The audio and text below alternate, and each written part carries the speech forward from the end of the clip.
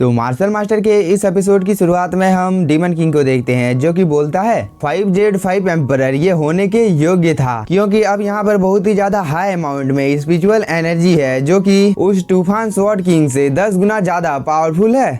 यह बोलने के बाद डीमन किंग यहाँ पर बहुत ही ज्यादा हंसने लगता है। इस चीज को देखकर चंगसाओ भी यहाँ पर हंसने लगता है। इसके बाद वो अपनी पावर का यूज कर यहाँ पर जितनी भी ज्यादा स्पिरिचुअल एनर्जी होती है उन सभी को एब्जॉर्ब करने लगता है, और कुछ ही देर के अंदर में यहाँ पर जितनी भी स्पिरिचुअल एनर्जी होती है चंगसाओ इन सभी को एब्जॉर्ब कर लेता है। इसके बाद वो डिमोनिक फर्नेस को बाहर निकाल देता है और इसके अंदर में डीमन किंग भी चला जाता है। इसके बाद चंगसाओ एक जगह पर बैठकर कल्टीवेशन करने की तैयारी करने लगता है, जिसकी वजह से इसकी बॉडी के अंदर से बहुत ही ज्यादा हाई अमाउंट में स्पिरिचुअल एनर्जी बाहर निकलने लगती है। लेकिन यह सीन यहीं पर कट होता है और हम कुछ स्पिरिचुअल बीस्ट को देखते हैं, जो कि अपनी जान को बचाकर भाग रहे थे, क्योंकि इन लोगों का पीछा यहाँ पर बहुत सारे कल्टीवेटर कर रहे थे, जो कि किसी भी हालत में यहाँ पर इन सभी बीस्टों को जान से मारना चाहते थे। तभी हम इस एल्डर को देखते हैं, जिसने पहले चंगसाओ को इस जगह पर लेकर आया था। वो यहाँ पर एक अटैक को क्रिएट करता है और वो इससे इस बीस्ट के ऊपर हमला कर देता है, लेकिन इस बियर बीस्ट ने भी टाइम रहते ही इस अटैक को डॉज कर लिया था। इसके बाद वो अपनी पूरी स्पीड के साथ इस जगह से भागने लगता है। इस चीज को देखकर यह दूसरा एल्डर अपने साथियों को इन सभी को मारने का आदेश दे देता है।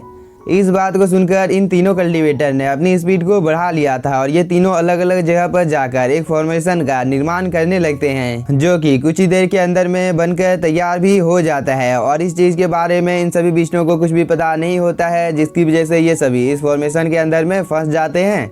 और इस चीज की वजह से इस बियर बीस्ट को यहाँ पर बहुत ही ज्यादा गुस्सा आ जाता है, इसलिए वो यहाँ पर रॉर करने लगता है।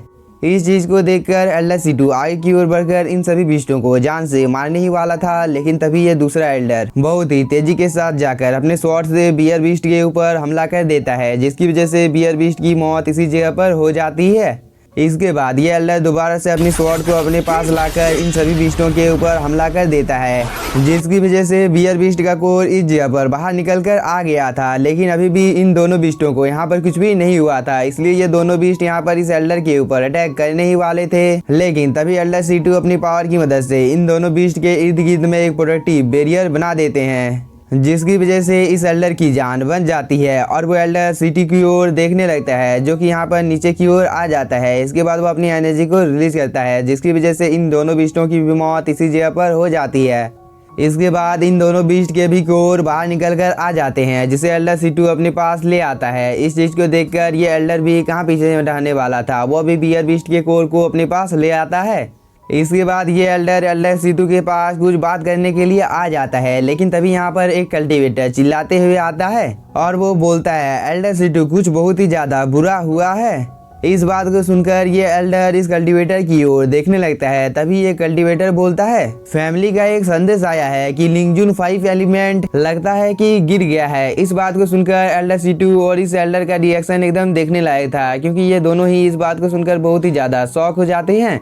इसके बाद ये एल्डर इस कल्टीवेटर को पकड़ते हुए बोलता है तुम्हें पता है कि तुमने अभी अभी यहाँ पर क्या बोला है, क्योंकि वह वैली में जितने भी ज्यादा प्रतिभाशाली डिसाइपल हैं उन सभी की रक्षा नहीं कर रहा है। तुम्हारी कहने का मतलब क्या यहाँ पर ये है, क्योंकि मुझे तो अपनी कानों के ऊपर भरोसा नहीं हो रहा है कि वो मर चुका है। इस बार ये कल्टीवेटर बहुत ही ज्यादा डर जाता है और वो बोलता है मैं आप सभी की जानकारी के लिए बता देता हूँ कि जो एंसेस्टर लीन था उसने सीक्रेटली वुयू रेलम की गहराई में प्रवेश किया था और शायद से उसकी मौत उसी जगह पर हो गई है।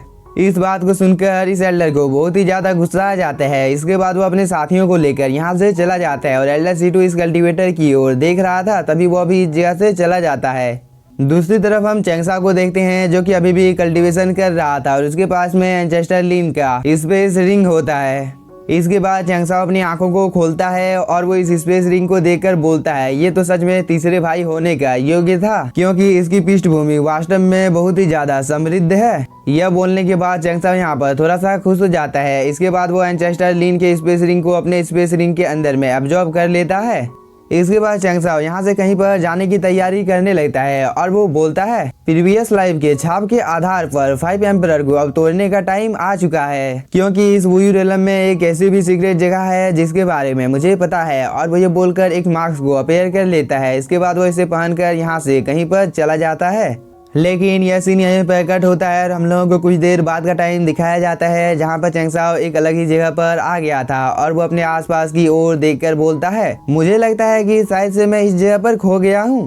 और वो यह बोलने के बाद में जेट बटरफ्लाई को बाहर निकाल लेता है। इसके बाद वो जेट बटरफ्लाई के अंदर में चला जाता है ताकि वह जिस जगह पर जाना चाहता है उस जगह के बारे में चेंगसा को पता चल सके। और कुछ देर जेट बटरफ्लाई के अंदर में ढूंढने के बाद फाइनली चेंगसा को वो जगह मिल भी जाती है, जिसकी वजह से वो बहुत ही ज्यादा खुश हो जाता है क्योंकि फाइनली चेंगसा को जिस जगह की तलाश थी वह जगह उसे अब मिल गई थी। इसलिए वह उस जगह पर कल्टीवेशन करने के लिए जाने ही वाला था, लेकिन तभी वह अचानक से बहुत ही ज्यादा परेशान हो जाता है क्योंकि इसके पीछे में एक पोर्टल अपीयर हो गया था जिसके अंदर से एक लेडी बाहर निकल कर आ जाती है। और इस चीज के बारे में जैसे ही चेंगसा को पता चलता है वो थोड़ा सा परेशान हो जाता है और वो जेट बटरफ्लाई के अंदर से बाहर निकल कर बोलता है ये मेरे लिए अच्छा नहीं हुआ है। इसके बाद वो इस लेडी की ओर देखने लगता है। तभी हम इस लेडी को देखते हैं जो कि दिखने से बहुत ही ज्यादा खूबसूरत होती है और वो बोलती है अभी इस जगह पर स्पेस का उतार चढ़ाव हुआ था, इसलिए अगर तुमने इस चीज को देखा है तो क्या तुम इस चीज के बारे में मुझे बता सकते हो। इस पर चेंगसा यहाँ पर सोचने लगता है। इसके बाद वो बोलता है मैं इस जगह पर गलती से आ गया था, इसलिए मैं इस जगह से जाना चाहता हूँ, क्या आप इस जगह से जाने की परमिशन मुझे देती हो। और वो ये बोलने के बाद में यहाँ से जाने लगता है, लेकिन तभी ये लेडी अचानक से चेंगसा के ऊपर एक अटैक कर देती है जिसे चेंगसा ने भी टाइम रहते ही डॉज कर लिया था। लेकिन यह अटैक बहुत ही ज्यादा पावरफुल था जो कि दोबारा से चेंगसा के ऊपर हमला करने लगता है, जिसे अब चेंगसा को रोकने में थोड़ी सी प्रॉब्लम हो रही थी।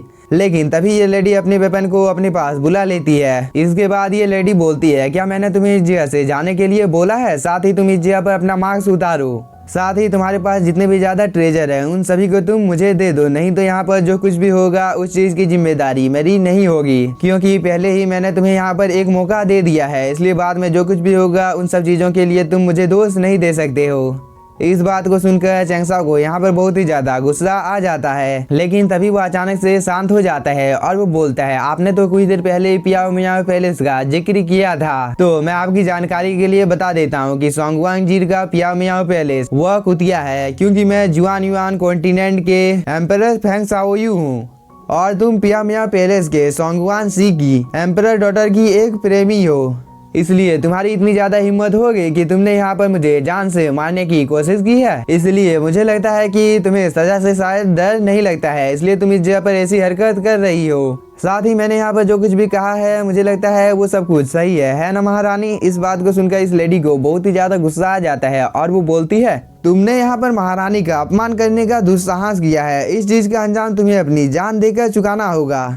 और वो यह बोलने के बाद में अपनी पावर को एक्टिवेट कर लेती है, जिसकी वजह से उसके पीछे में बहुत ही ज्यादा थंडर की एनर्जी आ जाती है। साथ ही वो चेंगसा के ऊपर अटैक करने के लिए भी आगे बढ़ जाती है। लेकिन इसी के साथ हम लोगों का ये एपिसोड हो जाता है खत्म। तो अगर आप लोगों को एपिसोड पसंद आया होगा तो चैनल को सब्सक्राइब कीजिए और वीडियो को like. Thank you for watching.